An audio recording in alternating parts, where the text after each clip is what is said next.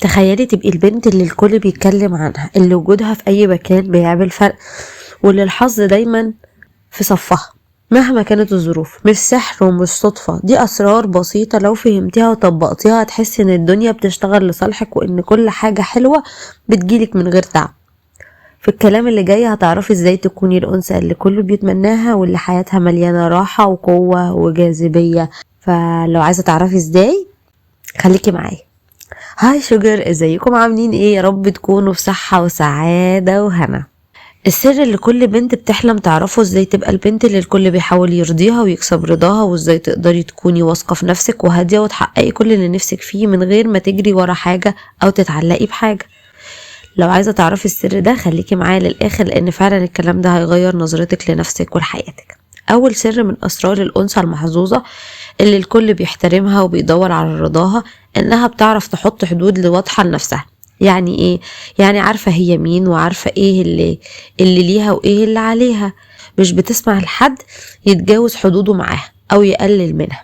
ليه؟ لان لما يكون عندك حدود واضحة ده بيديك قوة واستقلالية، واللي حواليكي بيحسوا بده. تبقي واثقة في نفسك، والناس بتمشي في المساحة اللي انت محددها لها من غير لف ودوران. الحدود دي هي اللي بتحميكي من اي استنزاف عاطفي او ضغط نفسي. لو عايزة تبقي قوية ومميزة لازم تبقي عارفة حدودك وتحطيها من غير تردد. لازم تبقي عارفة امتى تقولي لا وانتي مرتاحة، والحدود هي اللي بتخلي حياتك متوازنة ومريحة. تاني سر اللي بيخلي الأنثى محظوظة ومختلفة، انها عمرها ما بتجري ورا حاجة ولا بتتعلق بأي حد ولا أي حاجة، لأنها عارفة ومتأكدة ان اللي بتتمناه هيجي في الوقت المناسب اللي ربنا مقدر لها وبالطريقة الصح. مش بتضغط على نفسها ولا على اللي حواليها. لما تبطلي تجري ورا حاجة أو حد بتعيشي حياتك براحة، والضغط والتوتر بيقل، وبتقدري تكملي هدفك بهدوء. الناس الصح والأشياء الصح هم اللي بيجوا لحد عندك، مش العكس. عايزة تبقي كده؟ خدي خطوة لورا وما تجريش ورا حد ولا تجري ورا حاجة، وكل اللي عايزك هيجري وراكي وهيدور عليكي. السر الثالث ثقتك في نفسك. الأنثى الحقيقية هي اللي ثقتها في نفسها وتقديرها لذاتها عالي جدا. البنت دي مؤمنة انها مميزة وما ينفعش تتقارن بحد. مش بتستنى حد يمدحها او يديها قيمتها، هي عارفة انها تستحق الافضل، وعارفة ان ده بيبدأ من نظرتها لنفسها. الطريقة اللي بتشوف نفسها بيها هي نفس الطريقة اللي الناس هتشوفك بيها.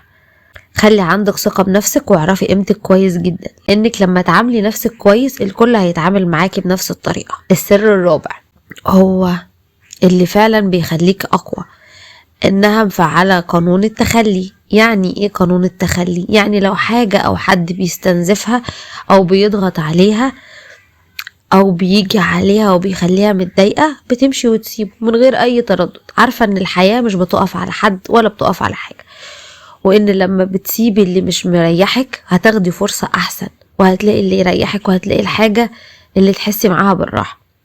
اللي بيحصل انك لما تسيبي مساحة فاضية في حياتك بتتملي بحاجات اجمل وانضف واحلى.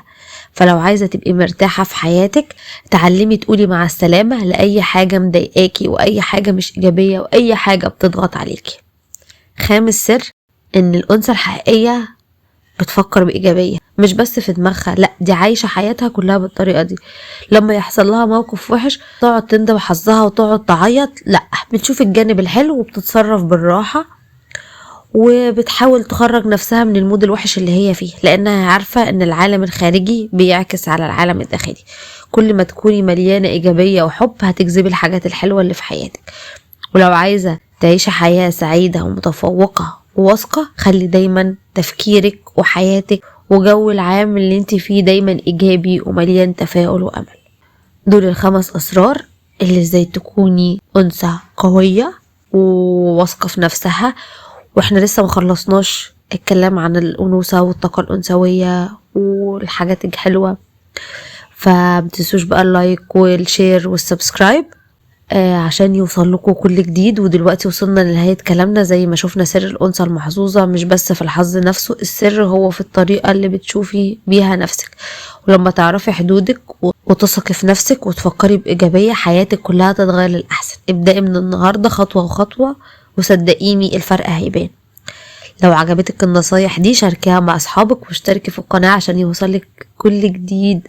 وشكرا انك كملتي معايا للاخر، واستناكي الفيديو الجاي. وده مش هيبقى اخر فيديو في الكلام عن الانوثة والجمال والثقة بالنفس، فتابعونا. باي باي، مع السلامة، اشوفكم في فيديو جديد. سلام.